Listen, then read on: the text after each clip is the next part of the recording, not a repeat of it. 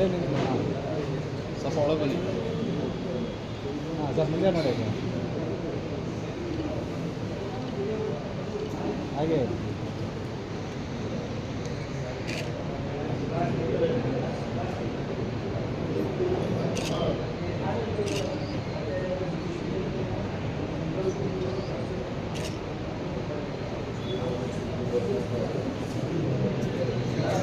ಈ ಸಭೆ ನೋಡಿದ್ರೆ ಮಾತನಾಡೋಕ್ಕೆ ನಿಜವಾಗ್ಲೂ ಭಯ ಆಗ್ತಾ ಇದೆ. ಏಕೆಂದರೆ ಜಾನಪದ ಲೋಕದ ಮಹಾನ್ ದಿಗ್ಗಜರೆಲ್ಲ ಎದ್ದು ಕುಂತಿದ್ದಾರೆ. ಜಾನಪದವನ್ನು ತಮ್ಮ ಇಡೀ ಬದುಕಿನಲ್ಲಿ ಅಧ್ಯಯನ ಮಾಡಿ ಬರೆದು ಮತ್ತು ಕಾರ್ಯಕ್ರಮಗಳನ್ನು ರೂಪಿಸಿದಂತಹ ಮಹಾನ್ ದಿಗ್ಗಜರೆಲ್ಲ ಇದ್ದಾರೆ.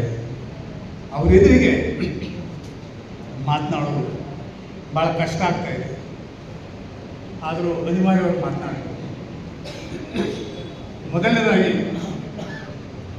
ಈ ಕೃತಿಯನ್ನು ಬಿಡುಗಡೆ ಮಾಡೋದಕ್ಕೆ ನನ್ನನ್ನು ಆಯ್ಕೆ ಮಾಡಿಕೊಳ್ಳೋದಕ್ಕೆ ನಾನು ಕೃತಜ್ಞನಾಗಿದ್ದೀನಿ. ಅದು ಎಷ್ಟು ಮಟ್ಟಿಗೆ ನನಗೆ ಆ ಯೋಗ್ಯತೆ ಇದೆಯೋ ಗೊತ್ತಿಲ್ಲ. ಇಲ್ಲಿ ಮಹಾನ್ ದಿಗ್ಗಜರೆಲ್ಲ ಇದೆ. ಮುಖ್ಯವಾಗಿ ಈ ಕೃತಿಕಾರ ನಮ್ಮ ಶಿವರಾಮನ್ ಅವರ ನಾನು ನೋಡಿ ಸುಮಾರು 42 ವರ್ಷಗಳ ಎಲ್ಲಿ ಅಂದರೆ ರಾಯಚೂರಿನಲ್ಲಿ ಒಂದು ಜಾನಪದ ಸೆಮಿನಾರ್ ಇತ್ತು.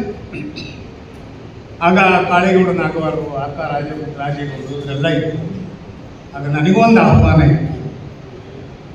ಅಲ್ಲಿ ಶಿವರಾಮ್ ಕೂಡ ಬಂದಿದ್ದರು. ಅವರಾಗ ಜಾನಪದದ ವಿದ್ಯಾರ್ಥಿ, ಅಲ್ಲೇ ತುಂಬ ಕೂದಲಿದ್ದು. ಈಗ ವಿದ್ವಾಂಸರಾಗಿರೋದ್ರಿಂದ ಎಲ್ಲ ಖಾಲಿಯಾಗಿದೆ. ಸಾಮಾನ್ಯವಾಗಿ ವಿದ್ವಾಂಸ ಆದಮೇಲೆ ಕೂದಲಿದ್ರೆ ಅನುಮಾನ ಆಗುತ್ತೆ. ತಲೆ ಕೂದಲು ಒಂದು ವಯಸ್ಸಿಗೆ ಹೋಗ್ಬೇಕವು. ಅವಿದ್ದರೆ ಎಲ್ಲ ಬುದ್ಧಿಮಾನ ಏನೋ ಅನಿಸುತ್ತೆ. ತಲೆ ಕೂದಲಿಲ್ಲ ಅಂದರೆ ವಿದ್ವಾಂಸನ ಲಕ್ಷಣ. ಅಂದು ತುಂಬ ತಮಾಷೆಯಾಗಿ ಖಂಡಿತ ಒಬ್ಬ ವಾಲಂ ಶಿವರಾಮನ ವಿದ್ಯಾರ್ಥಿ ಇವತ್ತು ವಿದ್ವಾಂಸರಾಗಿದ್ದಾರೆ. ಅಷ್ಟಲ್ಲದೆ ವೇದಿಕೆ ಮೇಲೆ ನಮ್ಮ ಕೈಲೂರು ವೆಂಕಟಕೃಷ್ಣ ಅವರಿದ್ದಾರೆ. ಅವರನ್ನ ನೋಡಿ ನಾನು ಸುಮಾರು 54 ವರ್ಷ ನಿಜವಾಗಿ ನೋಡಿದ್ದಲ್ಲ. ಒಂದು ಕಾದಂಬರಿ, ಬರಗಾಲವನ್ನು ಕುರಿತು ಕಾದಂಬರಿ ನೋಡಿದ್ದು. ಅದಕ್ಕೆ ವೀರೇಂದ್ರ ಪಾಟೀಲ್ ನೋಡಿ ನಾನು ಆ ಪುಸ್ತಕದ ಮೇಲಿನ ಫೋಟೋ ನೋಡಿದ್ದಕ್ಕೆ ಇವತ್ತು ನೋಡ್ತಾ ಇದ್ದೀನಿ. ಇನ್ನ ಗಣಕಲೆತ್ತ ನಮ್ಮ ವೀರಪ್ಪನವರಿದ್ದಾರೆ. ಹಾಗೆ ವೇದಿಕೆ ಮೇಲೆ ನಮ್ಮ ಬೈರೇಗೌಡರಿದ್ದಾರೆ. ಬೇರೆಯವರು ನೋಡಿ 2 ಕಷ್ಟ ಆಯಿತು. ನಾವೆಷ್ಟೇ ಕಷ್ಟದ ನಂತರ ನೋಡಿದ್ರು ಕೂಡ ಮೊದಲೇ ಹೇಗಿತ್ತು ಹಾಗೆ ಇರ್ತೀವಿ. ಯಾಕೆಂದ್ರೆ ನಾವೆಲ್ಲ ಒಂದು ರೀತಿ ಬಂಧುಗಳು. ಈ ಬಂಧುಗಳ ಸತ್ಯವನ್ನ ಎಲ್ಲರಿಗೂ ಹೇಳಬೇಕಿದೆ. ಯಾಕೆಂದ್ರೆ ಮನುಷ್ಯನ ಮೂಲ ಅಂಡಮಾನ್ ನಿಕೋಬಾರ್ ಅದು ಅಲ್ಲ, ಆಫ್ರಿಕಾದಲ್ಲಿ ಹೋಗುತ್ತೆ. ಆಫ್ರಿಕಾ ಖಂಡದಲ್ಲಿ ಮನುಷ್ಯ ಯಾರು ಹೊರಟನೋ, ಈ ಜಗತ್ತಿನಾದ್ಯಂತ ಹರಡ್ಕೊಂಡು ಅಲ್ಲಿ ತಲುಪುತ್ತೆ ಮಟ್ಟಿಗೆ ನಾವೆಲ್ಲರೂ ಬಂದಿದ್ದೇವೆ. ಜಾತಿ ಹೀಗೆ ಮಾಡ್ಕೊಂಡು ನಾವು ಹಾಳಾಗಿರ್ಬೋದು. ಆದರೆ ನಮ್ಮ ಮೂಲ ಇರೋದು ಆಫ್ರಿಕಾದಲ್ಲಿ. ನಾವೆಲ್ಲರೂ ಬಂಧುಗಳು ಅನ್ನೋ ಪದ ಇಷ್ಟು ವ್ಯಾಪಕವಾಗಿ ವಿಸ್ತಾರವಾಗಿ ಬಹಳ ಸಂಕ್ಷಿಪ್ತವಾಗಿ ಬಿಡುಗಡೆಯ ನಮ್ಮೊಳಗೆ ಇರುವ ಜಾನಪದ ಬಹುಶಃ ಈ ನಾಡಿನ ಜಾನಪದ ಬ್ರಹ್ಮ ಎಚ್.ಎಲ್. ನಾಗೇಗೌಡರ ಸ್ಮರಣೆಯಲ್ಲಿ ಅವರಿದ್ದು. ನಾನು ಅವ್ರ ಕರಡಿಗೆ ಹೇಗೆ ನಾನು ಸೇರ್ಕೊಂಡ ನನಗೆ ಅದು ಅರಿವಿಲ್ಲ. ಅವರು KPC ಮೆಂಬರ್ ಆಗಿದ್ರು. ನನಗೆ ಗೊತ್ತಿಲ್ಲ ಅವರು ಆಗ ನಾನು 1974-75 ಬಾಲಿಶನ ಕಾದಂಬರಿ ಬಂದಿದ್ದೆ ನಾವು ಅಫ್ರಿಕೂಡ. ಅದನ್ನು ಯಾಕೋ ಓದ್ಬಿಟ್ಟಿದ್ದಾರೆ. ಅವರೇ ನನಗೊಂದು ಪತ್ರ ಬರೋದು ಭಾಷೆ ಬಗ್ಗೆ ಅವರು ಆದಮೇಲೆ ಬಡದೇ ಮುಗಿಸ್ತೀನಿ. ಆಮೇಲೆ ಅಷ್ಟಾದರೆ ನನ್ನೂ ಪುಸ್ತಕ ಓದಿದೆ. ಅದರಲ್ಲಿ ದೀವಳಿಗೆಯಲ್ಲಿ ಅವರ ಊರಲ್ಲಿ 2 ದಂಡೆಯಲ್ಲಿ ಎತ್ತುಗಳ ಓಟದ ಸ್ಪರ್ಧೆಯನ್ನು ವಿವರವಾಗಿ ಅವರು ಬರೆದಿದ್ದರು. ಇದು ಶಿಕ್ಷೆ ಎಡದಂಡೆ ಭಾಗದಲ್ಲಿ ನಮ್ಮ ಹಳ್ಳಿಗಳ ಕಡೆ ಇದು ಪ್ರಚಲಿತ ಇತ್ತು. ದೀವಳಿಗೆಯಲ್ಲಿ ಎತ್ತುಗಳನ್ನು ಸ್ಪರ್ಧೆಯಲ್ಲಿ ಓಡಿಸಿ ಯಾರು ಊರು ಮುಂಭಾಗದಲ್ಲಿ ಕೊಂಬಿ ತೋರಣ ಕಟ್ಟಿರ್ತಾರೆ ಅದನ್ನು ಕೀಳ್ತಾರೆ, ಆ ಎತ್ತುಗಳು ಅವರ ಜೊತೆಗೆ ಮೆರವಣಿಗೆ ಇತ್ಯಾದಿ ವಿವರಣೆ ಇತ್ತು. ನಾಗೇಗೌಡರು ಪತ್ರ ಬರೆದರು, ಅವರು ವಿವರವಾಗಿ ಈ ಥರ ಮಾಡಿ. ಬಟ್ ಇವತ್ತು ಆಧುನಿಕ ಕಾಲ ಆಗಿದೆ, ಅಂಥ ವ್ಯವಸ್ಥೆ ಇಲ್ಲ, ಭಾಳ ಎಚ್ಚರಿಕೆಯಾಗಿ ಮಾಡಿ ಅಂತ ಹೇಳಿದ್ರು. 1974-75 ಎಲ್ಲರಿಗೂ ಗೊತ್ತಿದೆ, ಊರುಗಳಲ್ಲಿ ಜನಸಂಖ್ಯೆಗಿಂತ ಗೋವುಗಳ ಸಂಖ್ಯೆನೇ ಜಾಸ್ತಿ ಇತ್ತು, 1:3. ಅದಕ್ಕೆ ಕಾಯಿಲೆಗಳು ಬರ್ತಿರ್ಲಿಲ್ಲ. ಯಾವಾಗ ನಮ್ಮ ಹಳ್ಳಿಗಳಲ್ಲಿ ನಮ್ಮ ನಾಗೇಗೌಡರು ಅದೇ ಹೇಳ್ತಾ ಇದ್ರು, ಮುಂದೆ ಹೇಳ್ತೀವಿ, ನಮ್ಮೂರಿಗೆ ಒಂದು 2 ವರ್ಷ ಇಡೀ ಚಿತ್ರೀಕರಣ ಮಾಡಿದ್ರು ಗ್ರಾಮ ದೇವತೆ ಬಗ್ಗೆ. ನಮ್ಮ ಅವ್ರ ರೊಕ್ಕ ಕಟ್ಕೊಂಡು ನಿಂತ್ಕೊಂಡು ನಮ್ಮ ಶ್ರೀರಾಮ ಅವರೊಂದು ಮಾತು ಇನ್ನೂ ನೆನಪಲ್ಲಿ, ಎಲ್ಲಿ ಯಾವಾಗ ತೊಪ್ಪೆ ತಿಪ್ಪೆ ಮಾಯ ಆಗುತ್ತೋ ಅವತ್ತು ಹಳ್ಳಿ ಜೀವನ ಸಂಪೂರ್ಣವಾಗಿ ಬದಲಾಗುತ್ತೆ ಅಂತ ಹೇಳ್ತಾರೆ. ಇದು ಕಿವಿಯಲ್ಲಿ ಮುಗಿಬಿಡ್ತಾರೆ. ಆಮೇಲೆ ನಾವು 3-4 ವರ್ಷ ಮಾಡೋಣ ಬೆಂಗಳೂರಲ್ಲಿ. ನಂತರದಲ್ಲಿ ಯಾಕೋ ಅವರ ಪಡೆದಕ್ಕೆ ನಾನು ಸೇರ್ಕೊಂಡೆ. ಆಮೇಲೆ ಅವರು ಅಕಾಡೆಮಿ ನಿವೃತ್ತರಾದರು. ಅಕಾಡೆಮಿ ಅವರೇ ಮೊದಲನೇ ಅಧ್ಯಕ್ಷರು ಆದರು. ಅಕಾಡೆಮಿ ಜಾನಪದ ಅಕಾಡೆಮಿ ಸ್ಥಾಪನೆ ಮಾಡಿದವರು ಅವರೇ. ಆಗ ಅವರ ಒಡನಾಟ ಜಾಸ್ತಿಯಾಗಿ ಭಾಳ ಕಡೆ ಅವ್ರ ಜೊತೆ ನಾನು ಈ ಚಿತ್ರೀಕರಣ ಸಂದರ್ಭದಲ್ಲಿ ಸೆಮಿನಾರ್ ಸಂದರ್ಭದಲ್ಲಿ ಅವರು ಶಾಸ್ತ್ರೀಯವಾಗಿ MA ಜಾನಪದ ಓದ್ತಾರಲ್ಲ, ಆಸಕ್ತಿ ಮೇರೆಗೆ ಹಲವಾರು ಪುಸ್ತಕಗಳನ್ನು, ಅದಕ್ಕಿಂತ ಹೆಚ್ಚಾಗಿ ಅನುಭವದಲ್ಲಿ ಅವರು ಜಾನಪದವನ್ನು ಭಾಳ ತಿಳಿಸಿದ್ರು, ಬೆಳೆಸಿದ್ರು, ಸಂರಕ್ಷಣೆಯನ್ನು ಮಾಡಿದ್ರು. ಅವರು ಕಟ್ಟಿರುವಂಥ ಜಾನಪದ ಲೋಕ ಇದೆಯಲ್ಲ, ಬಹುಶಃ ಯಾವುದೇ ವಿಶ್ವವಿದ್ಯಾಲಯಕ್ಕೂ ಹಿಂದೆ ಬಿದ್ದಿಲ್ಲ. ಅಷ್ಟೊಂದು ಶ್ರಮವನ್ನು ಅವರು ತೆಗೆದುಕೊಂಡ್ರು. ಹಾಗೆಲ್ಲ ನಾವುಗಳೇ ಇದ್ದದ್ದು. ನಮಗುವಾಗ ಚಿಕ್ಕ ವಯಸ್ಸು, ಇನ್ನೂ ಮದುವೆ ಆಗಿದ್ದು ಏನೋ ಗೊತ್ತಿಲ್ಲ. ಅದೇ ಚೆನ್ನಾಗಿದ್ರಿ ನೀವು, ಬಹಳ ಸುಂದರವಾಗಿತ್ತು.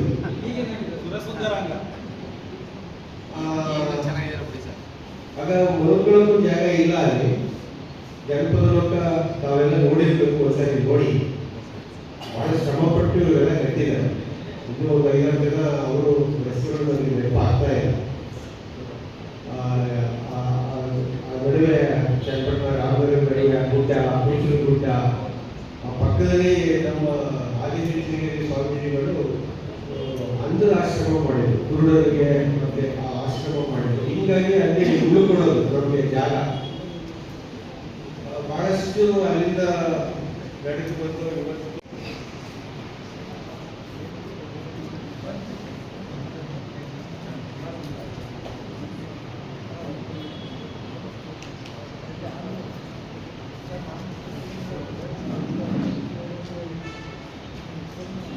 ಸರ್ ಕೆಳಗಡೆ ಇಟ್ಕೊಳ್ಳಿ ಸರ್.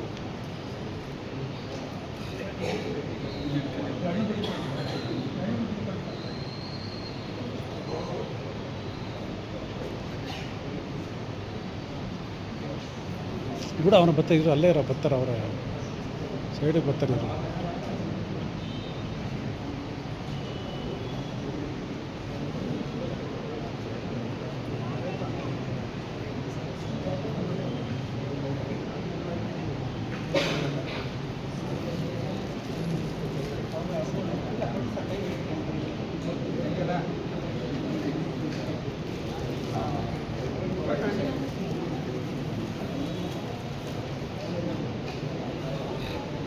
ಸೊ ಹಿಂದೆ ನಿಂತ್ಕೊಳ್ಳಿ.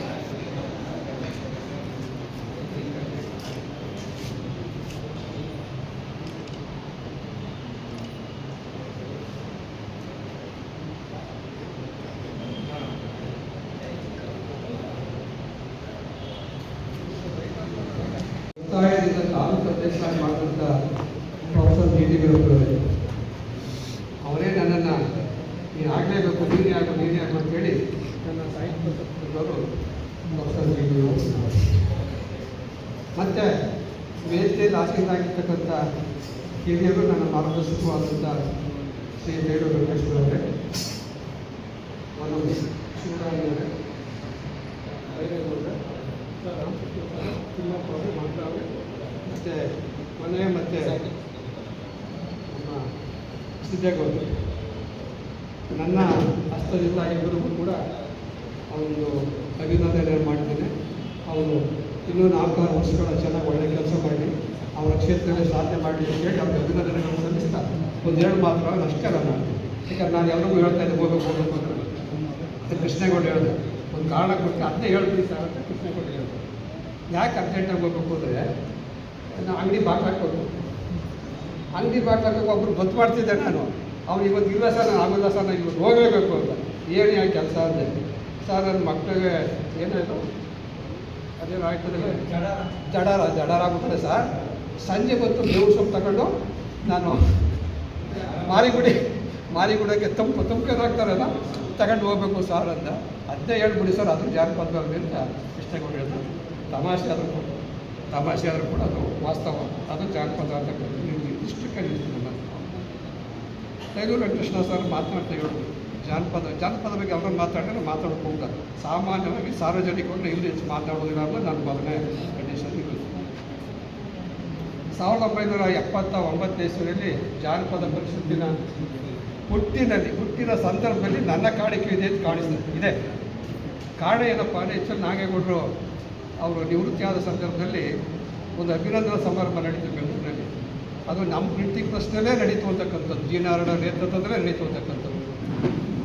ಅವತ್ತು ನಾನು 78ರಲ್ಲಿ ಡಿಗ್ರಿ ಮುಗಿದಿತ್ತು. ಅಲ್ಲಿ ಕೆಲಸ ಹುಡುಕಂತ ಹೇಳಿ ನಮ್ಮ ಪ್ರಿಂಟಿಂಗ್ ಪ್ರೆಸ್ಸಲ್ಲಿ ಅಲ್ಲೇ ಕೆಲಸ ಮಾಡ್ಕೊಂಡು ನಮ್ಮದೇ ಕೆಲಸನ ತಗೊಂಡಿದ್ದೆ. ಆಗ ಎಲ್ಲರೂ ಕೂಡ ಅಲ್ಲೇ ಸೇರ್ತಿದ್ರು. ಆ ಸ್ಟಾಂಪ್ ಹಚ್ಚೋದು, ಲೆಟ್ರ್ ಬರೆಯೋದು, ಕೋರ್ಟ್ ಡಬ್ಕ ಹಾಕೋದು ಇತ್ಯಾದಿ ಕೆಲಸಗಳನ್ನು ಮಾಡ್ತಿದ್ದೆ. ಅದು ಆವತ್ತಿನ ಸಂದರ್ಭ, ಜಾನಪದ ಹುಟ್ಟಿನ ಸಂದರ್ಭದಲ್ಲಿ ನಾನು ಒಂದಷ್ಟು ಕೆಲಸ ಮಾಡಿದೆ ಅಂತ ಕಾಣಿಸ್ತದೆ. ಹಾಗಾಗಿ ಒತ್ತಾಯದ ಮೇರೆಗೆ ಇವು ಕೂಡ ನಾನು ಇವತ್ತು ಕೂಡ ಅಧ್ಯಕ್ಷನಾಗಿದ್ದೀನಿ ಅಂತಕ್ಕಂಥದ್ದು ನಿಮ್ಮ ಗಮನಕ್ಕೆ ಬಂದಿದೆ. ಯಾವುದು ಕೂಡ ನಾನಾಗ ಪಡ್ಕೊಂಡದ್ದಲ್ಲ, ಒತ್ತಾಯದಿಂದ ಯಾವುದೊಂದು ಕೂಡ ಅಂತಕ್ಕಂಥದ್ದು. ಇನ್ನು ನಮ್ಮ ಮಹಿಳೆಯರಿದ್ದಾರೆ, ಯಾವುದು ಲೇಖಕಿಯರ ಸಂಘ, ಇದು ಜನಿಯರು ಅಲ್ಲಿ ಬೆಂಗಳೂರಲ್ಲಿ ನಾನು ಹೇಳ್ತಿರೋದು, ಬೆಂಗಳೂರಲ್ಲಿ ಹೇಳ್ತೀನಿ. ಅದು ಕೂಡ ನಮ್ಮ ಪ್ರಿಂಟಿಂಗ್ ಪ್ರೆಸ್ಸಲ್ಲಿ ಅಥವಾ ನಮ್ಮ ಚಿಕ್ಕಪ್ಪರ ಆಫೀಸ್ ಒಳಗಡೆ ಎಲ್ಲ ಚಟುವಟಿಕೆಗಳು ಕೂಡ ನಡೀತಿದ್ವು. ಆಗ ಕಾಫಿ ತಿಂಡಿ ಇತ್ಯಾದಿ ತಗೊಂಡು ಕೊಡ್ತೀನಿ ಅಂತಕ್ಕಂಥದ್ದು. ಯಾಕಂದರೆ ಯಾವುದೇ ಸಂಸ್ಥೆ ಹುಟ್ಟೋದು ಭಾಳ ಸುಲಭ, ಅದೇ ಮೇಂಟೈನ್ ಮಾಡೋದಿದೆಯಲ್ಲ ಅದು ಬಹಳ ಕಷ್ಟ ಅಂತಕ್ಕಂಥದ್ದು. ಮತ್ತು ಆ ಜಾನಪದದ ಬಗ್ಗೆ ಆ ಸಂಸ್ಥೆ ಕಟ್ಟಿದ್ರಲ್ಲ, ಅದಕ್ಕೋಸ್ಕರ ಅದೊಂದು ನೆನಪು. ಆಮೇಲೆ ಬಹಳ ಮುಖ್ಯವಾಗಿ ನಮ್ಮ ಈ ಇಬ್ಬರು ಕಲಾವಿದರು ಶಿವರಾಮ ಬಗ್ಗೆ ಮಾತಾಡೋದು. ಬಹುಶಃ ನನ್ನ ಶಿವರಾಮ್ ಅವರ ಒಡನಾಟ 34 ವರ್ಷದ. 1992 ಇಸ್ವಿ ವೀರಪ್ಪನವ್ರನ್ನ ತಾಲೂಕು ಅಧ್ಯಕ್ಷ ಆಗ ಗೋಪಾಲ ಶ್ರೀವತ್ಸ ಅಂತ ಇದ್ದರು. ಆಗ ತಾಲೂಕು ಪ್ರತಿನಿಧಿ ಅಂತಿದ್ದಾಗ ಆಗ ಈ ಮೊದಲ ಬಾರಿಗೆ ತಾಲೂಕು ಅಧ್ಯಕ್ಷ ಅಂತ ನನ್ನ ಅವಧಿಯಿಂದ ಆರಂಭ ಆಗೋದು. ಅವ್ರು ಮಾಡಿ ಸರ್ ಇಲ್ಲ ನೀನು ಯಾಕೆ ಅಂತ ಹೇಳಿದ್ರಲ್ಲ. ಆಗ ನಮ್ಮ ಶ್ರೀಕಂಠೇಗೌಡರು ನಾವಿಬ್ಬರು ಒಂದೇ ಕಾಲೇಜಲ್ಲಿ ಕಲಿಲ್ಲ. ಸರ್ ಹಿಂಗೆ ಆಗದೆ ಸರ್, ಒಂದು ಕೆಲಸ ಮಾಡಿ ನೀವು ಕೆಸ್ತೂರಲ್ಲಿ ಶಿವರಾಮು ಅಂತವ್ರೆ ಅವ್ರು ಹಿಡ್ಕೊಂಡು ಬೇಗ ಶಿವರಾಮು ಆ ಕಡೆ ನನ್ನ ಬೈಕ್ಗೆ TKJ 380 ನನ್ನ ಬೈಕು. ಅವರೇ ಹೇಳ್ತಾರೆ, ಗಂಡು ಕಿವಿ ಕೆಲವು ಸಮ್ಮೇಳನದಲ್ಲಿ ಇರಲಿಲ್ಲ, 5 ಜನ ಬೇರೆ. ಅವರೇ ಹೇಳೋ ಪ್ರಕಾರ ಅವ್ರ ಹೆಂಡತಿ ಸವಿತಾನು ಕೂಡ ಅಷ್ಟು ಹಿಂದೆಗಡೆ ಕೂತ್ಕೊಂಡಿಲ್ಲ, ನಾನು ಅಷ್ಟು ಕೂತಿದ್ದೆ ಅಂತಕ್ಕಂಥ ಮಾತು ಪದೇ ಹೇಳ್ತಕ್ಕಂದ್ರೆ ಇಡೀ ಮದ್ದೂರು ತಾಲೂಕಿನಲ್ಲಿ ಅಷ್ಟೊಂದು ಸುತ್ತಾಡಿದೀವಿ ಅವತ್ತು ಅಂತಕ್ಕಂಥ ಮಾತು ಹೇಳಿ 34 ವರ್ಷದಿಂದ ನನ್ನ ಅವರ ಒಡನಾಟ ಇರ್ತಕ್ಕಂಥ. ಅವ್ರು ಇದ್ದುದರಿಂದ ಸುಮಾರು 4 ಕೃತಿಗಳನ್ನು ನಾನು ಅವತ್ತು ತಂದಿರ್ತಕ್ಕಂಥದ್ದು. ಅದಕ್ಕೆ ಆರಂಭದ ಜೇನು ಕಥಾ ಸಂಕಲನ ಬೆಂಗಳೂರ ಸುಧಾಮ ಪ್ರಸಾದ ಕಾಣಿಸ್ತದೆ, ಅಲ್ಲೆಲ್ಲವೂ ಎಲ್ಲ ಸಾಕಷ್ಟು ಸುತ್ತಿದ್ದು ಫೋಟೋ ಶೂಟ್ ಅಂತ ಮಾಡ್ತಾರೆ. ಯಾವ ಧಾರಾವಾಹಿ ಯಾವ ಸಿನಿಮಾಗಿಂತ ಮುಂಚೆನೆ ನಮ್ಮ ಯಾರು ಚಂದ್ರೇಗೌಡರು ಹೇಳ್ತಿದ್ರು ಶ್ರೀ ಕೃಷ್ಣಪ್ಪ ಅವರ ಸಂದರ್ಭ. ಉದಾಹರಣೆ ನಾನೇ PUC ಓದುವಂಥ ಸಂದರ್ಭದಲ್ಲಿ ನಮ್ಮ ಹೊರಗಡೆ ಚಿಕ್ಕಬಳ್ಳಾರಿ ನಮ್ಮಂಥ ಸಂದರ್ಭದಲ್ಲಿ ಬಹುಶಃ ಬೆಂಗಳೂರಿನ ವಿದ್ಯಾರ್ಥಿ ಆಗಿದ್ದಂಥ ನಾನು ನಮ್ಮ ತರಗತಿ ಹೆಚ್ಚು ವಿವೇಕಾನಂದ ಕಾಲೇಜು ಕಲಾ ವಿಭಾಗದಲ್ಲಿ ನಾವು 144 ಜನ ವಿದ್ಯಾರ್ಥಿಗಳು ಇದ್ದೋದನ್ನೇ ಮಾಡಿ ಅದರಲ್ಲಿ 6 ಜನ ಮಾತ್ರ ಹುಡುಗರು. ನಾವು ಉಳಿದವರೆಲ್ಲ ಹುಡುಗಿ ಗಂಡು ಹುಡುಗಿ ಬೇಡ ಇರ್ತಾರೆ, ಹುಡುಗಿದ್ರು ಸಾಕಾಗಿತ್ತು. ಹುಡುಗಿ ಒಬ್ಬ ಹುಡುಗಿ ಯಾಕೆ ನಾನು ತರಗತಿನಲ್ಲಿ ಆಗಿಲ್ಲ ಈ ಮಾತು ಮತ್ತೆ ಹಾಡು ನನಗೆ ಸಹಜವಾಗಿ ಹುಡುಗಿ ಗೆಳತನ ಹೆಚ್ಚಿತ್ತು. ಮೊದಲನೇ ಬಾರಿಗೆ ಹುಡುಗಿ ಒಬ್ಬಳು ನನಗೆ ಮಾತನಾಡಿಸಿದಾಗ ಬೆವತೋಗಿದೆ. ನಮ್ಮ ಕಾಲ ಆಗಿತ್ತು. ಇವತ್ತು ಅಲ್ವೇ? ಹಾಗೆ ನನ್ನ ಪುಸ್ತಕ ವಾಸ್ತವವಾಗಿ ವಿದ್ವಾಂಸಗಳಿಗೆ ಹೆಚ್ಚು ಹೋಗಿಲ್ಲ. ನನ್ನ ಬಂಧುಗಳಿಗೆ, ನನ್ನ ನೆಂಟರಿಷ್ಟಗಳಿಗೆಲ್ಲ ಪುಸ್ತಕ ತಲುಪಿ ಈಗಾಗಲೇ 2.5 ತಿಂಗಳಾಗೋಗಿದೆ. ಮದುವೆ ಜನವರಿ 25ಕ್ಕೆ ಈ ಪುಸ್ತಕ ಬಂತು. ನಮ್ಮ ಸಂಬಂಧಿಕರಿಗೆಲ್ಲ ಓದ್ಬಿಟ್ಟಿದ್ದಾರೆ. ಈಗ ಬಿಡುಗಡೆ ಆಗ್ತಾರೆ ಅಂದ್ರೆ ಈಗಿನ ಮದುವೆ ಥರ. ಹಾಗೆ ಕೂಡ ಆ ಹಿನ್ನೆಲೆಯಲ್ಲೇ ಮೊದಲು ಚಂದ್ರೇಗೌಡ ಪುಸ್ತಕ ಹಾಕಿ ಮಾತಾಡಿಬಿಟ್ಟು ಆಮೇಲೆ ದಯವಿಟ್ಟು ಬಿಡುಗಡೆ ಮಾಡಲಿ ಅಂತ ಒಂದು ಸೂಚನೆಯನ್ನ ನಾನೇ ಕೊಟ್ಟೆ. ಅದೇ ಇಲ್ಲಿ ಬಹುಮುಖ್ಯವಾಗಿ 3 ಸಂಘಟನೆಗಳು. ಕಣಿಕ ಶಿಲ್ಪ ನವೋದಯ ಎಜುಕೇಶನ್ ತುಂಬಾ ಹೆಸರು ಮಾಡಿದೆ. ಈಗಾಗಲೇ ಕಣಿಕ ಅವರು ಒಬ್ಬ ಲೇಖಕಿಯಾಗಿ ಕೂಡ ಪ್ರಸಿದ್ಧಿಯನ್ನ ಪಡ್ಕೊಂಡಿದ್ದಾರೆ. ಕ್ಷೀರಸಾಗರ ಮಿತ್ರಕೂಟ ಸಾಕಷ್ಟು ಕೆಲಸ ಮಾಡಿದೆ, ನಾನು ಹೇಳಬೇಕಲ್ಲ. ನಮ್ಮ ಜಯಶಂಕರ್ ಇದ್ದಾರೆ, ನಮ್ಮ ಸುರೇಶ್ ಈಗಷ್ಟೇ ಬಂದರು. ಮೊದಲು ಭೇಟಿಯಾಗಿದ್ದಂಥ ಸಂದರ್ಭ ಒಡೆಯಕ್ಕೆ ಬಂದಿದ್ದೆ. ಸರ್ ಗುರುಗಳೇ, 30 ವರ್ಷದ ಹಿಂದೆ ನನ್ನ ಒಡೆಯಕ್ಕೆ ಬಂದಿದ್ರಲ್ಲ ಬಸವನ ಕಾಲೇಜಿಂದ.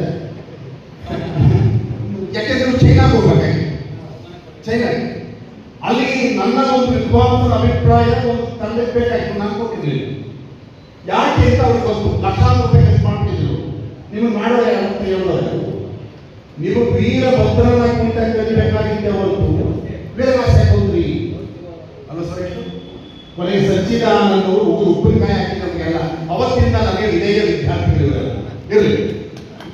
ಜಾನಪದ ಜಲ್ಲಿಯರು ಈಗ ಸಾಕಷ್ಟು ಕೆಲಸ ಮಾಡ್ತಾರೆ. ಈ 3 ಸಂಘಟನೆಗಳು ನಮ್ಮ ಬಹುಮುಖ್ಯವಾಗಿ ಕಿಲಾರ ಕೃಷ್ಣೇಗೌಡ ಅವರ ಮೂಲಕ ಈ ಪುಸ್ತಕವನ್ನು ಬಿಡುಗಡೆ ಮಾಡಿದ್ದಾರೆ. ಬಹುಮುಖ್ಯವಾಗಿ ನನ್ನ ಬಹುಶಃ ಮುಖಪರಿಚಯಕ್ಕಿಂತ ಹಿಂದೆ ನಮ್ಮ ಬೈರೇಗೌಡರ ಒಂದು ಲೇಖನ, ನಾನು ಜಾನಪದ ಅಕಾಡೆಮಿ ಅಧ್ಯಕ್ಷನಾಗಿದ್ದೆ, ಅಲ್ಲ